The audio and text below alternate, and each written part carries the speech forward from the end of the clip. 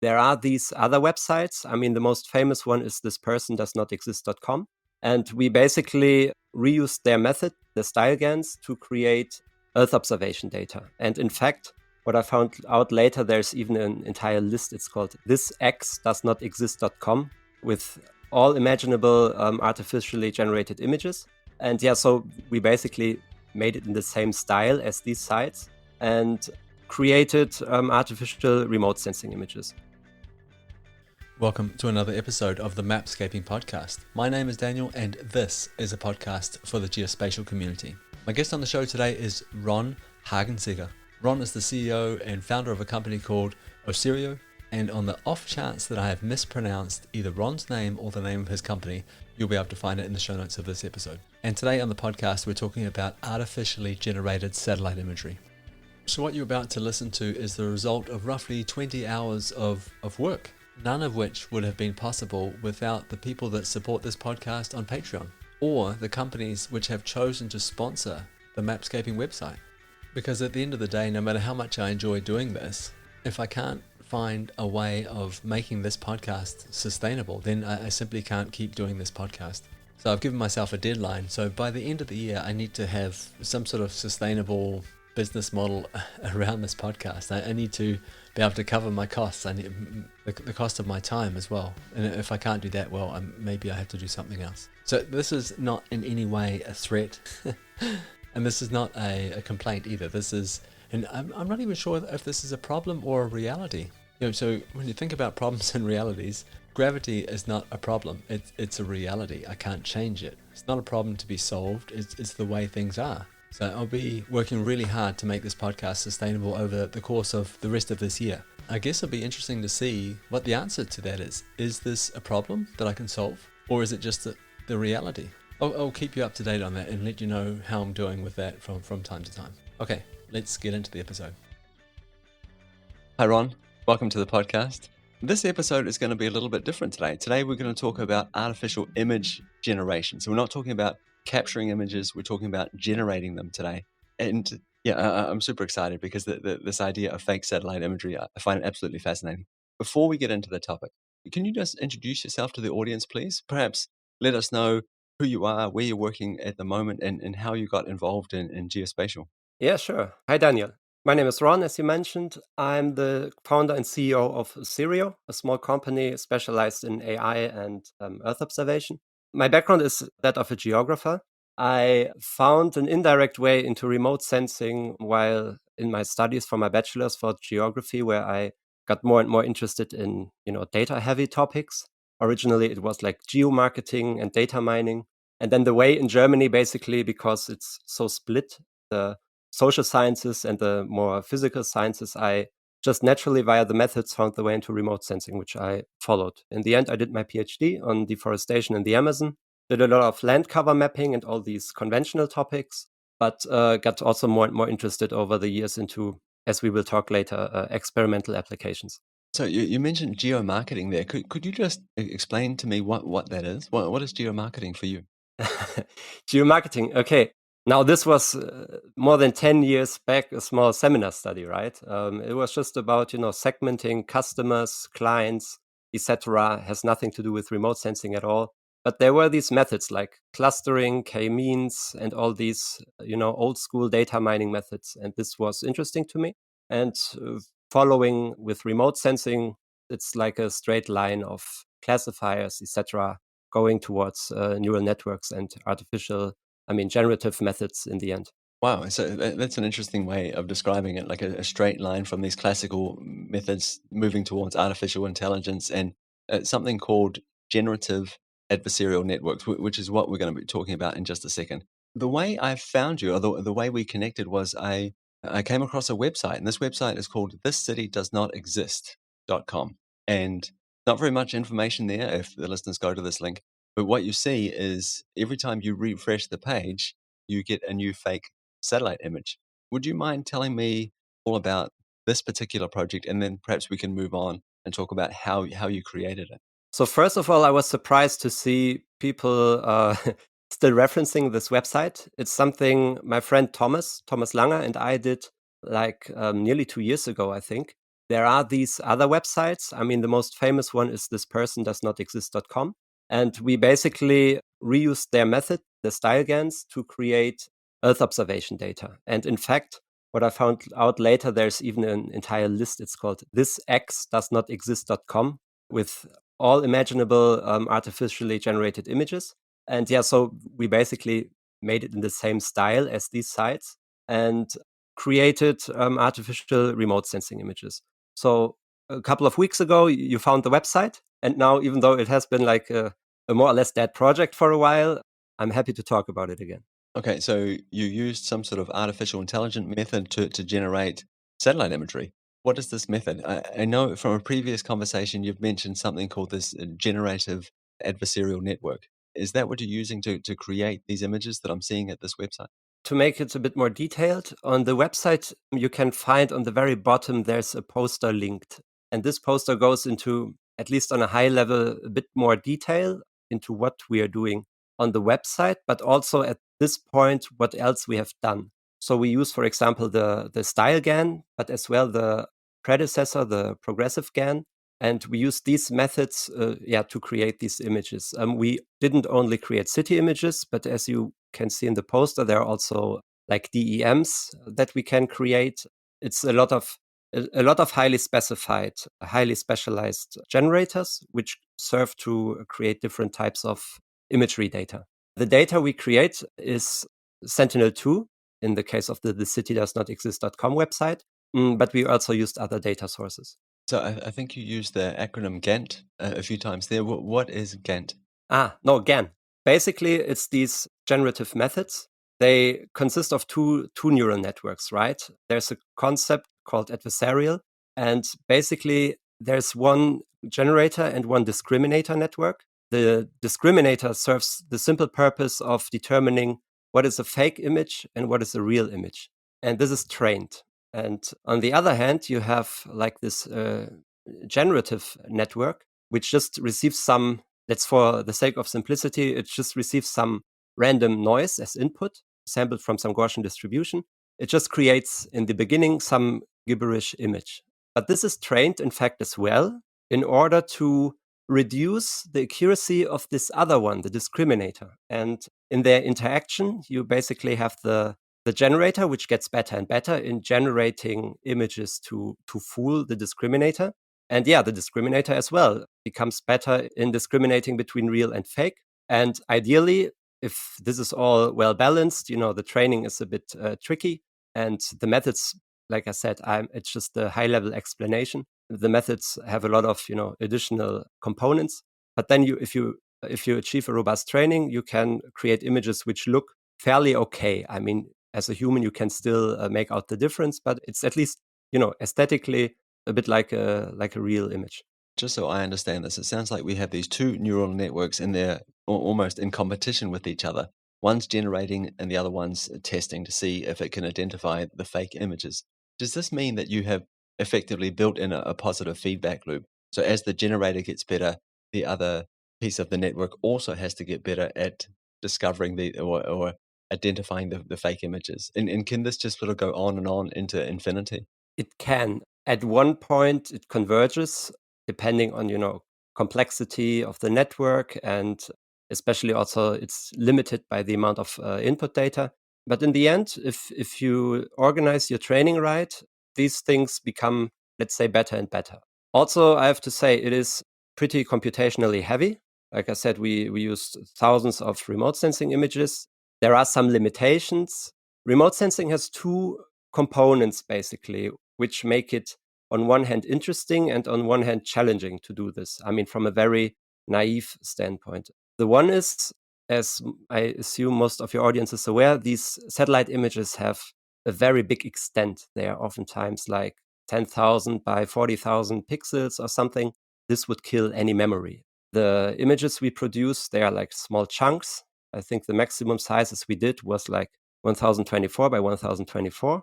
And also mostly just like 3 or 4 channels, right? Just because otherwise you run into memory limitations. I mean, we did this on a small scale as a fun side project without big financial backing.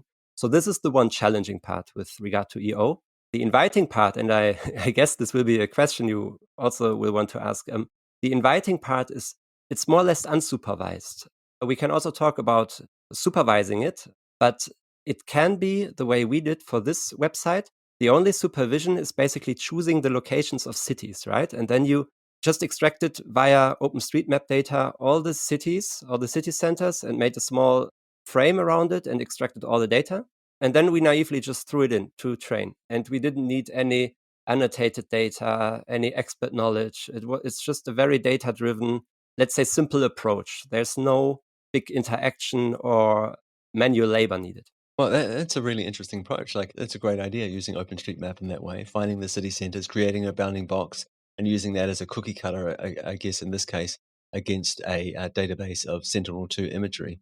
You mentioned early on in the conversation that you could use other things. I think you talked about elevation. In theory, can I add as many channels as I want to this? So RGB, the visual component, could we put elevation on top of that? Could we create a population layer as long as in a raster format? Can we put an unlimited number of channels into this kind of process? Yes, limited by memory in the end, right? It could also be nice to do it independently because there could be cross correlations between layers. It might depend on what one wants to achieve. It might have a positive or a negative effect. But generally, it's all as soon as the layers are well co-registered. I mean, but that's a given. As long as it's not limited to 3 channels or something. So we've talked about using raster data images in this generative adversarial network. What about vector data? Is it also possible to use that in this process? Yes, in fact, I've been thinking on it for a while because what I also mentioned is that a lot of times people are more interested in deriving information from the raster data. Especially urban data comes in vector form. And a lot of times this has some graph structure, right? So you have road networks, you have all kinds of network type vector/graph information. And one more exotic thought I was having in the past, I never got into experimenting with it, is these generative methods are used a lot, for example, also in medicine to create new, molecules and medicine. And yeah, the data source here is the same, right? Just as you can transfer the method from creating cat images to city images, you might as well, with few adaptations, create a graph network from a road network and throw it into a similar generative network. And it might lead potentially, depending on how you condition it, etc. It might make a more efficient city planning concepts. These could be potential outputs, but it's something which has just been one time flying around in my head once, but it could also be interesting. So I understand that this is an idea that you perhaps haven't tested out. It's just the thought that you have, like that this is a potential outcome of this. Is what you're saying that you could potentially use these generative methods to throw on a road network and produce a lot of different other kinds of road networks, and then perhaps use them in modeling systems. What is the most efficient road network given this kind of environment? Is that the kind of thing you could imagine this being used for? Yeah. Especially, you can fill it with a lot of layers, including EO data or raster data, etc. But in the end, what the generative process would be about is creating a graph data set with these other information layers as this conditioning part. You could have a DEM also in there. I mean, you are free to put everything. I mean, computationally wise, it might be limited again by the memory. But you can as well, you're not limited to creating images, right? It would be different types. You obviously wouldn't use a style GAN, but there will be highly specific methods from this part of generative AI. And you can create, let's say, geospatial data, vector data as well with it. That is really interesting. I appreciate you for sharing that thought with us. I mean, for me, as someone who does it more for the experimental purpose, just the idea alone of applying methods that have been developed in some chemistry context to just a totally separate field, and in the end, it might even work. This is just fascinating. But when you're talking about correlation, I'm sure in our pre-interview you showed me this example of population. Mhm. Do you think you could walk us through what was happening in that example? Basically, we did another. So the city does not exist was one instance of the fun work with GANs we did. Basically, we did it without, yeah, we did it with fun, but without funding. We basically had just the idea of, as I said, we can easily extract a lot of EO data and make some images with it. And we did another project afterwards where we were also lucky it was in the end published in Europe's Climate Change, where we created a more interactive approach. Maybe you can link it on the website. There we have a collab also where everyone can click around, which is based on this concept called conditioning. And for the conditioning, it is possible to regard layers also as a given input, as a conditional input. And then these generative methods learn based on a particular layer how these structures look. So we took from the JRC, there's this famous, I forgot the exact name, a global population density map, which has, I think, a resolution of a square kilometer. And you see how many people live per cell or something. It's also EO based and there's some errors in it, but for our purpose, it was sufficient. So we used basically this to learn, let's say, the image patterns of population density. And in the end, Thomas, my partner, did all the heavy lifting there. In the end, he did a nice tool to basically draw. You draw the population density, and then you click a button, and you create an image. And it also figures out reasonably how it looks, right? It's not just where you put the brush, but it will fill the gaps as well and make a very reasonably looking, I now forgot if we took Landsat or Sentinel data, image of Central America. We did for the Mexico. So what I noticed about this example when you were showing me how it worked was that, so it was the population that decided what the image ended up looking like. And it was absolutely amazing. So things that stuck out for me was as the population increased, it created larger, more sprawling urban areas, more dense in some places. It also created more agricultural land around the urban areas. There didn't seem to be any discrete edges. And you also had this great example where you created two separate urban areas, two separate population densities. And as you increase the size of those densities, the urban area that was generated in the image sort of grew naturally together. It emerged in a really sort of natural way. It was absolutely amazing. Yes, that's the most impressive. I think if you play around a bit with it and you develop a bit of a feeling, it's very nice to see, especially not just the areas that you draw, but especially the reasoning that the thing does. That's, I think, also the most interesting part. Okay, so now this was super interesting, absolutely fascinating work. What can people do with this? Why would anyone build this? What can they do with the result of this kind of work? Yeah, we wondered about this as well. So in the end, it was a bit like I said, it was not, we didn't put too much thought into it. We just did it because we could. You can now have an ethical debate on this. It was a fun side project. But after that, obviously, we, like you, people see it, people are very fascinated by it. And I think on first glance, they have a lot of ideas for applications. But on second thought, it's sometimes not so easy to find something tangible because mostly analysts or decision makers, they are interested, they want the opposite, right? They want the analytics product. They want not an image, they want some abstracted KPIs or something. And what we are doing in a way is we create the raw data that is mostly for the real world, it's the starting point. And then it's like a loop. So from a technical, the most obvious thing, which has also recently been argued in literature, is to use such data to augment like training data, to bloat data sets, where there's also a lot of discussion whether this really leads to additional information or if it's just redundancy. I don't have a standpoint on that. From a technical point, this is the most obvious use case. From a standpoint of using this for, city planning or something, this is challenging. I mean, I'm from Germany. I didn't mention in the introduction, but in a country like Germany, everything is very well planned. There are rarely any of such dynamics which you might want to model in a way. Maybe for modeling deforestation patterns, these fishbone structures, or in urban settings, if you have a developing country where there's less formality in the growth process of cities, maybe this could be interesting. But it's really hard to point a finger. Would it make any sense at all to use this as an interpolating method for missing data in imagery? Yes, that's the other I forgot to mention. So research shows a lot of cases where such things are used for, cloud masking, filling the gaps. Also, in other computer vision disciplines, such methods are used to fill the gaps, which can be argued, I think.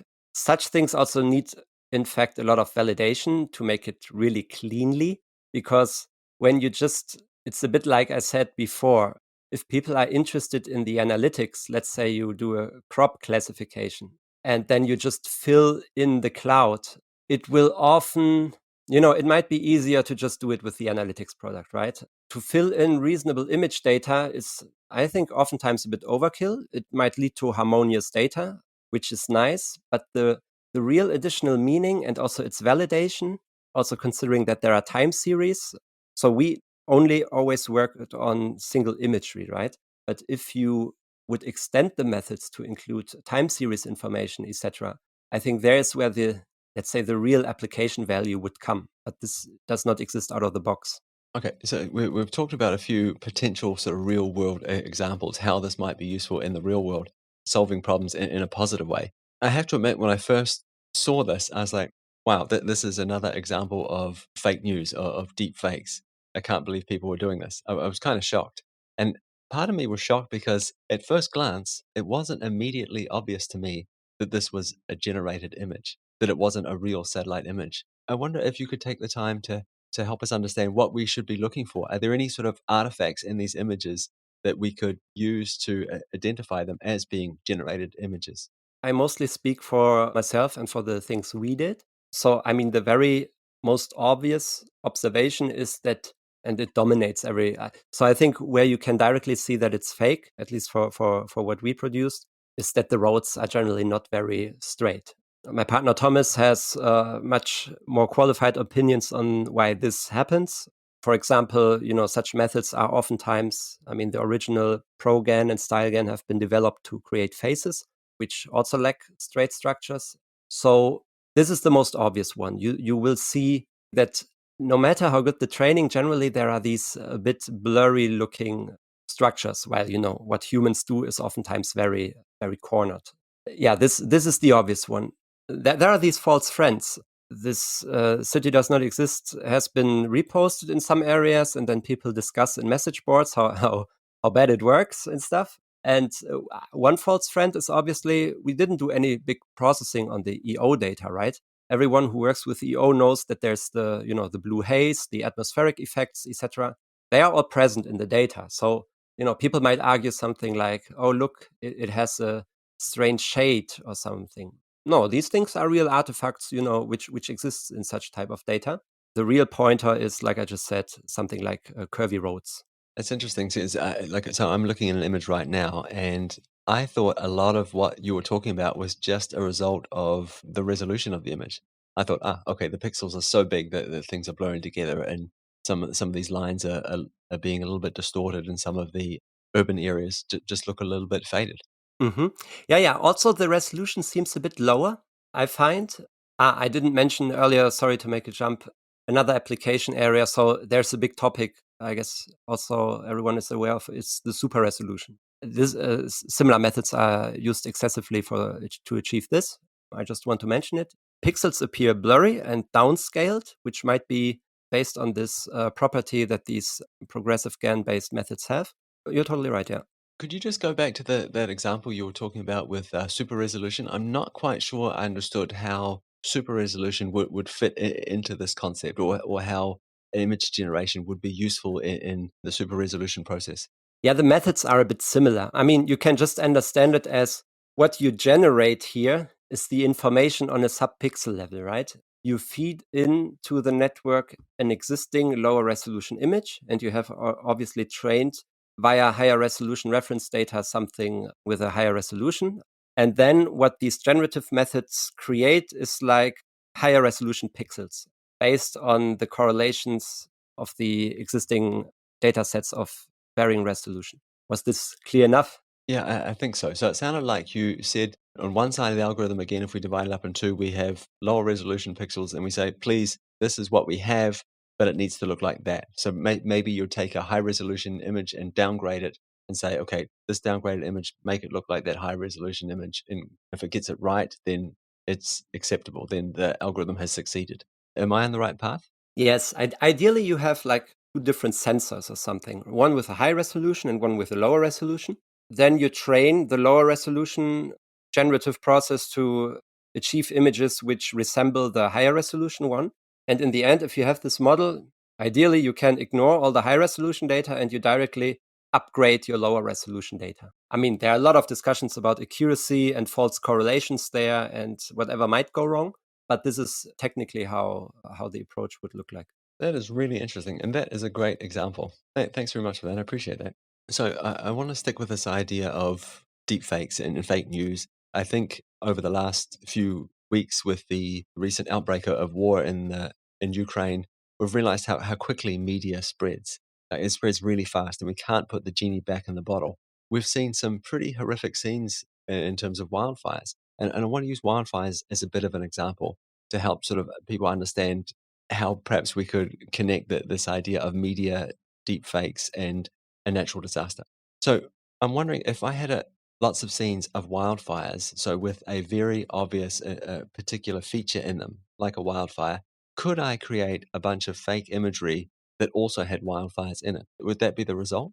Yes, you can definitely. There are these. I mean, there's this concept called style transfer, and images are being merged and blended, and components of one image get overlaid into another, and it all looks very scarily realistic. I'm not talking about EO.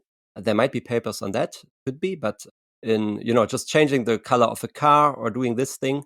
In EO, I saw it basically with changing the season. You have a summer image, and then you put snow on it. You could as well, put smoke into it. This all can be done if you have a good data set. I think this is always the condition, and then you can do a lot of these shady things. Let's call it like this. On the other hand, I feel first when people talked about exactly this, like they saw you can create these artificial cityscapes. You talk to people about it, and I mean, it's not EO people. It's generally like the average person who's not in contact with such data. He will find it scary in a way. I think the reaction of a EO expert is like, yeah, obviously I know the source of the data. I directly see everything that's wrong there. But when you mentioned this genie, put back the genie in the bottle, that's the thing, right? You can easily distribute these fake looking images and they develop a story on their own. And before anything gets corrected, you just don't get the real version out. And in the meantime, everyone uses an image in the way they want. Yet, regarding generative methods, I feel the way, least effort way, is to just take images out of context. I think a lot of just the basic reflection on where an image is taken at one point, it's not there. If you publish it as a JPEG on some website, in some newspaper article, totally out of context, a real image, there's already a lot of danger in it, right? Yeah, I think that's a really good point. That if we think about this as a threat, then obviously the threat is already here, because any image we take out of context can be used in a manner that it wasn't intended to be used in. We don't necessarily have to be talking about Earth observation imagery, and we definitely don't need to create or generate images via these methods that we're talking about in order to do these kinds of devious things. I think that was your point. Yes, I just saw it recently just because of Ukraine. I mean, it's the elephant in the room, right? My LinkedIn feed is full of satellite images from Ukraine, and the topic of open source intelligence gets thrown around a lot. But in the end, what does open source mean? The acquisition process is a bit selective. These images don't get constantly acquired by the sensors, they are more or less ordered. Then images are published also selectively, and it's not like there's a very free, transparent archive of images. I mean, aside from the lower resolution ones by ESA and NASA, but for the very high ones, there's just from the point of distribution already, there's a lot of things where one needs to, step a bit back and think of, oh, is this really based on an unbiased, speaking as a scientist, of an unbiased sample of all the images which might have been acquired? There's always these tendencies. And these tendencies, now that we're here, it is hard to train a generative method because you need so much data, obviously, on these proprietary data sets, right? If one would want to do something controversial with very high resolution data, one would need a lot of, let's say, controversial input, because the AI is generally also not magic. It will require a lot of this material with this certain property.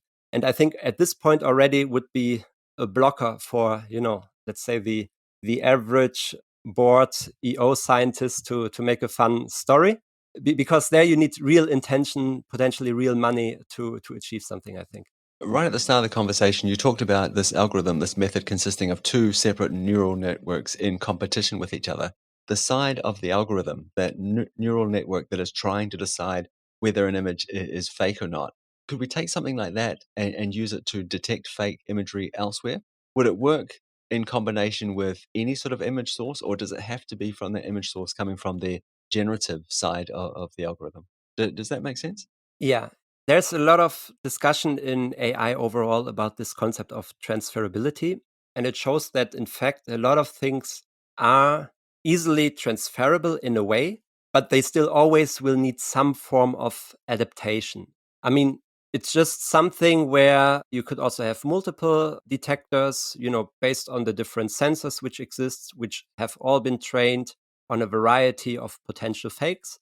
This is definitely realistic. It's just that it's also something that cannot be achieved out of the box very easily. It just would require a lot of man hours put into it. But this is something which I think as well would be highly useful. I mean, also, if you have now all these investigative data driven journalists, this could be a very relevant tool to develop, I think, to ensure the integrity of the imagery. So I think it's time in the conversation now to look out into the future and ask the question, well, where is this kind of stuff going? We talked a little bit about some of the practical applications for this. And you were saying that it was hard to find practical applications.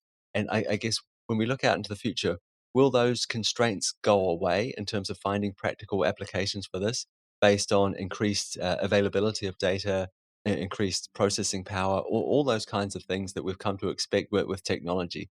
Will they make this kind of thing so good that we will start to see more and more practical applications for generating these kinds of images? Oh, that's a very good question. To be honest, I'm not entirely sure for the same reasons I mentioned earlier.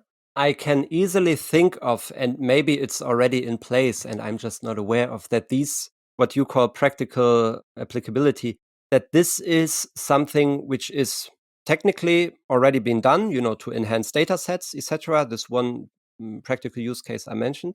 For real, let's say, modeling, etc. applications, I'm not entirely sure. I didn't investigate it so much, the use cases. If there's something which is very obvious to someone, I would be super interested to discuss it in the future. But at this point, I really like to see something really tangible. And I don't mean to sound pessimist.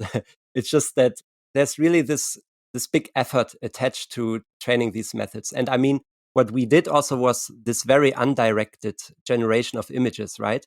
As soon as you create a certain environment, like for Supre Resolution and for other methods, yes, there definitely are and seem to be application areas. But regarding this just, image generation, more or less from scratch for like the sake of art or whatever you might want to call it, I think there are some exotic cases.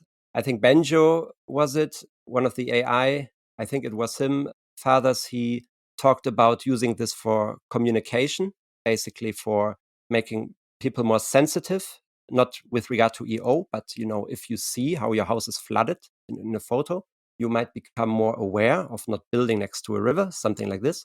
Things like this can and have been done by this FDL, for example. This is something which could be. And there's one more topic I like to bring up, because this entire concept of adversarial networks, etc. There's obviously also this other component of fooling networks in, let's say, in reality. Maybe you've also seen these examples of people avoiding face detection by placing interesting patterns on their glasses. Or there was a very interesting one by Google where they use a specifically shaped object on a street which becomes invisible for the car's lidar. So these are obviously also things from the, let's say, adversarial neural network scene, which could in the long run become relevant in EO, right? With regard to, let's say, insurance fraud. This is the most blatant one. Or other, I mean, I don't even want to open the can of military applications, but you might want to hide things which are based on some automated L-based extraction process. And this is also one realm of adversarial networks. Okay, so what you're saying here is this adversarial network could figure out the blind spots in another algorithm, which is super interesting in a time where we are creating way more information, especially when we think about Earth observation data, than a human could ever look at. There's so much coming down from space on a daily basis. The vast majority of it will never be seen by human eyes. So it's algorithms that are looking at that. And so in your example there, adversarial networks will become more interesting because they will figure out the blind spots in these other algorithms. At least that's what I'm hearing you say. Yes, you hit it on the head. It's basically exactly that. I don't want to call it the problem, but algorithms are put on satellites, right?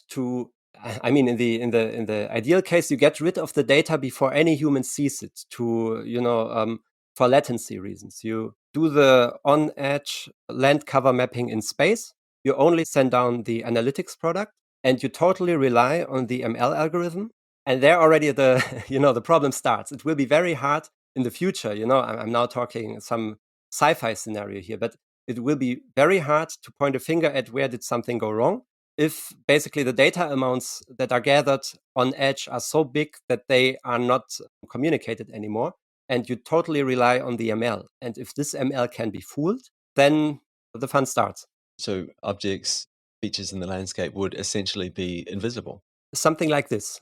This is sci-fi what I'm talking about. But because you mentioned this fewer and fewer, I mean, in comparison, I would say if you would have a graph of like the percentage of EO data that human eye looks on, it will become lower and lower. On the other hand, the amount of data that is generated overall, it will become bigger and bigger. So in the end, it's just a super small fraction where there's any, sanity checking done by a human on the data. And so the dependence on the ML to work in a robust way, so there's this whole topic called robustness and trustworthiness, is a very big one. And there's definitely some papers from other domains which look into this, which are, might find applications in EO. Well, Ron, you've given us a lot to think about, and I really appreciate your time. I think you've done a brilliant job of slowly and surely walking us through this topic from end to end. Thank you so much for that. Really appreciate it.